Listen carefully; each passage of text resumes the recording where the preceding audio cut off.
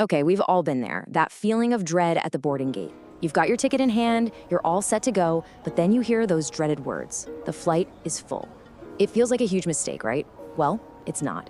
Today, we're pulling back the curtain on the calculated gamble of airline overbooking.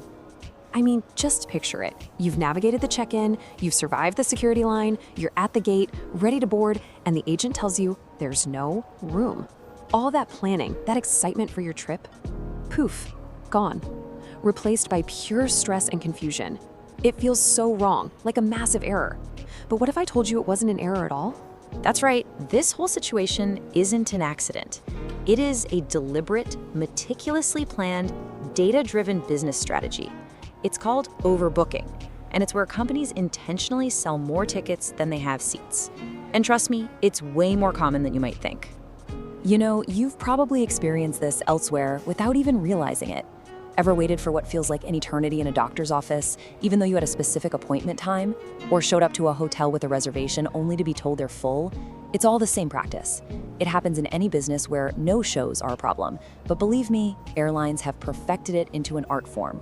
And the scale we're talking about in the airline industry is just massive. Around 50,000 people get involuntarily bumped from their flights every single year. That's enough people to fill a whole stadium. All paying customers with tickets in hand told they can't get on their plane. But to the airlines, this number isn't a shock. Nope, it's a calculated part of the business model.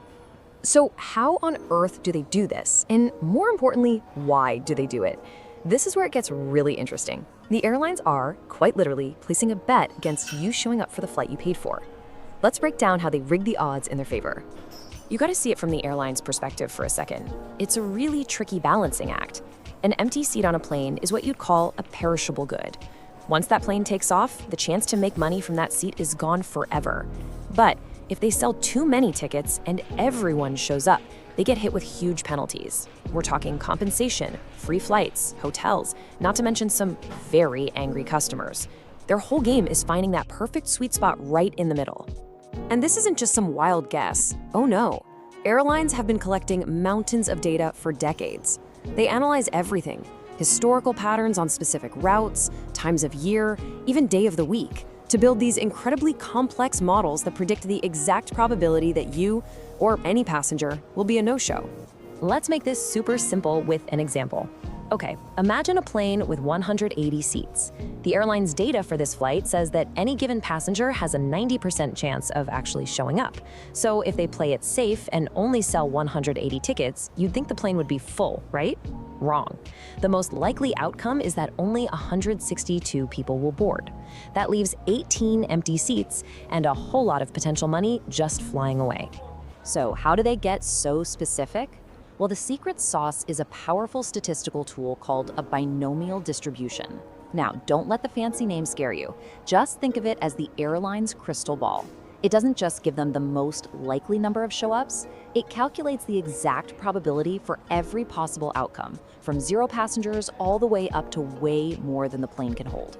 This is what turns a risky gamble into a calculated science. All right, so we've got the probability part down.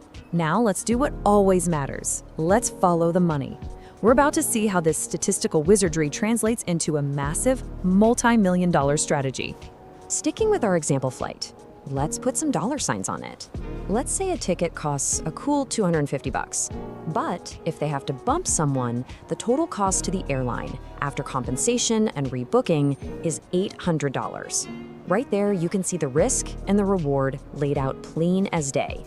Now this is where it gets really juicy. Look at the numbers. If they sell exactly 180 tickets, they make a nice clean $45,000. But if they roll the dice and sell 195 tickets and get lucky with no-shows, they walk away with almost $4,000 extra. But, and this is a big but, look at that worst case scenario. If all 195 people show up, they have to bump 15 people. The penalties are so huge that their revenue plummets way below what they would have made just by playing it safe. So you're looking at that and thinking, why on earth would they take that risk? Well, here's the trick. It's not about the best outcome or the worst outcome. It's all about how likely each one is to happen. The airline isn't just throwing dice, they're playing the odds with pinpoint precision. And this is where their crystal ball, that binomial distribution thing, really earns its keep. The chances of them having to bump 0 passengers, pretty high actually. But the probability of that absolute disaster scenario bumping 15 people, it's almost 0. Statistically, it's so unlikely it's barely worth worrying about. They know the catastrophe is a long shot. So the airline's supercomputer runs this whole calculation for every single possibility, selling 181 tickets, 182, 183, all the way up. It multiplies the potential profit of each scenario by its probability. And after all that number crunching, one magic number pops out, the one that will make them the most money on average. In our example, that number is 198. And there it is. That's the payoff. By selling exactly 198 tickets, the airline's expected revenue, the average they'll make over the long run, is $48,774. That's nearly $4 grand more than if they didn't overbook at all. That's the incentive. Now I know what you're thinking. $4,000? That's not a game changer. But remember, that's for one single flight. Airlines run hundreds of thousands, sometimes millions of flights every single year. When you multiply that small gain across the entire operation, well, overbooking suddenly becomes a business strategy worth hundreds of millions of dollars. It's just too much money for them to ignore.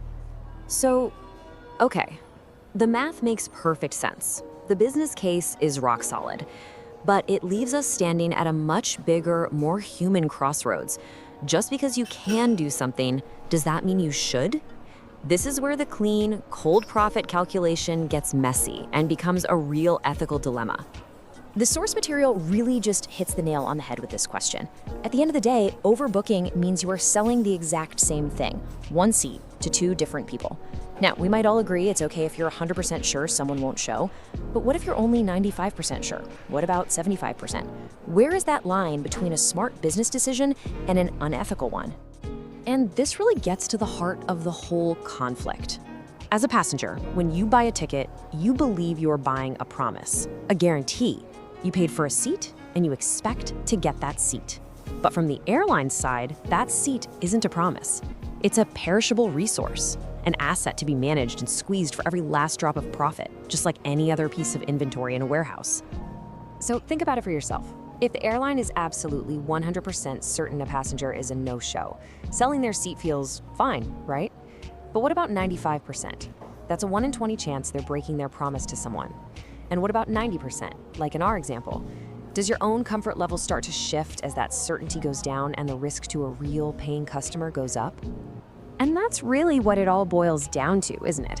By calculating the cost of bumping a passenger versus the potential profit from selling their seat, airlines are effectively putting a price tag on their promise to you. They're reducing a commitment, a contract, down to just another number in a spreadsheet. And that leaves us with the final, nagging question. Should a promise to a customer ever have a price tag?